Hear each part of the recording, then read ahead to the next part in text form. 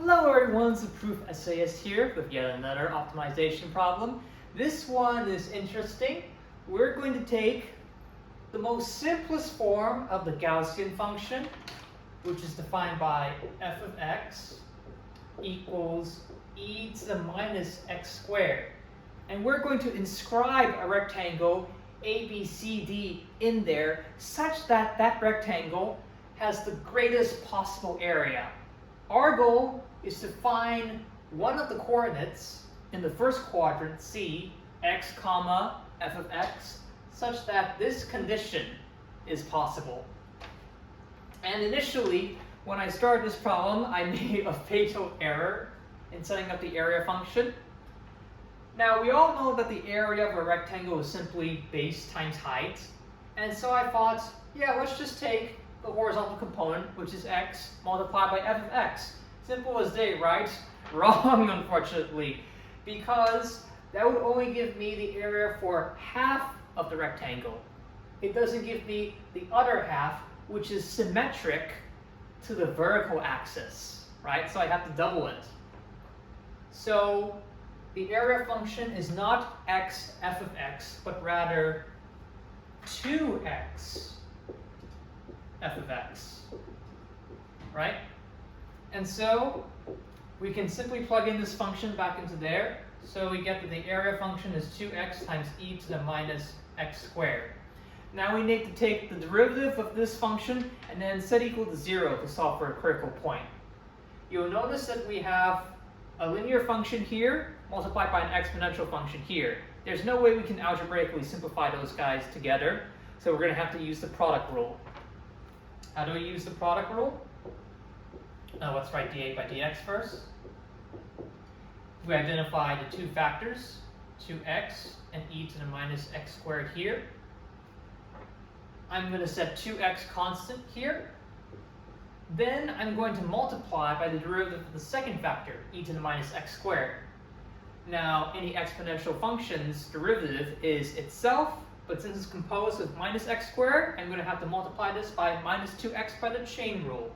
So we get minus 2x times e to the minus x squared. The other combination is much easier. We leave e to the minus x squared constant, and then we multiply by the derivative of 2x, which is simply 2. And we simplify that all together, and I'm going to factor out the common factor of e to the minus x squared here. We get e to the minus x squared equals 2 minus 4x squared, which if this is set equal to 0, we know that e to the minus x squared can never be 0 since exponential functions never cross the horizontal axis. That means 2 minus 4x squared has to be equal to 0.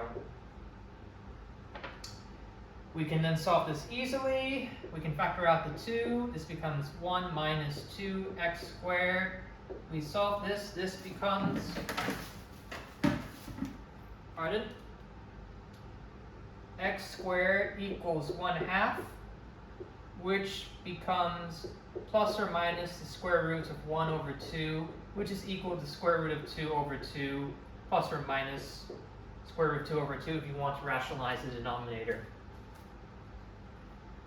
And the x-coordinate that maximizes the area is just the positive square root of 1 over 2. Because if you plug that back into the area function, we put in a positive 1 over square root of 2. Since we have an x over here and there in the area function, that means a of 1 over square root of 2 is going to be positive. Whereas if I put a minus square root of 1 over 2, that's going to be negative. And hopefully from that you can tell that this indeed is going to give us a maximum. There's no need, but if you want to beat an ant to death, you could technically find the second derivative function, plug in these 2 points, and then check that x equals square root of 1 over 2 is actually less than 0, which I do get the case. You can check for yourself, finding what the second derivative function is, that if I do d squared of a by dx squared at x equals square root of 1 over 2, that I get minus 2 over square root of 2e, which is indeed a negative number. And if I do it, if I change it into minus square root of 1 over 2, I get that the second derivative function at that point is a complex number. And I don't know how to deal with complex numbers. This is from an IB SL math textbook, which doesn't deal with complex number calculus. So that means we can ignore this solution.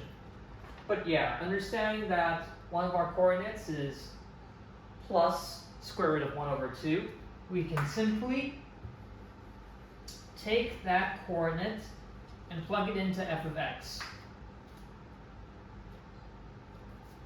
So f of 1 square root of 2 equals e to the minus 1 square root of 2 squared, which then becomes e to the minus, let's see, we square the 1 over square root of 2.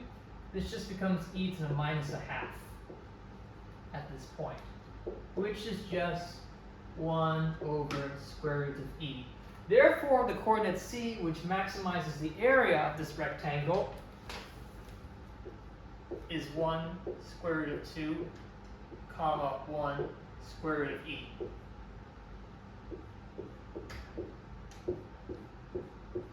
That's our answer. Done. All right, there it is. Another problem involving exponential functions right now. I have a couple of more in line. If you like this video, please comment and subscribe. Otherwise, I'll see you for the next journey. Ta-ta.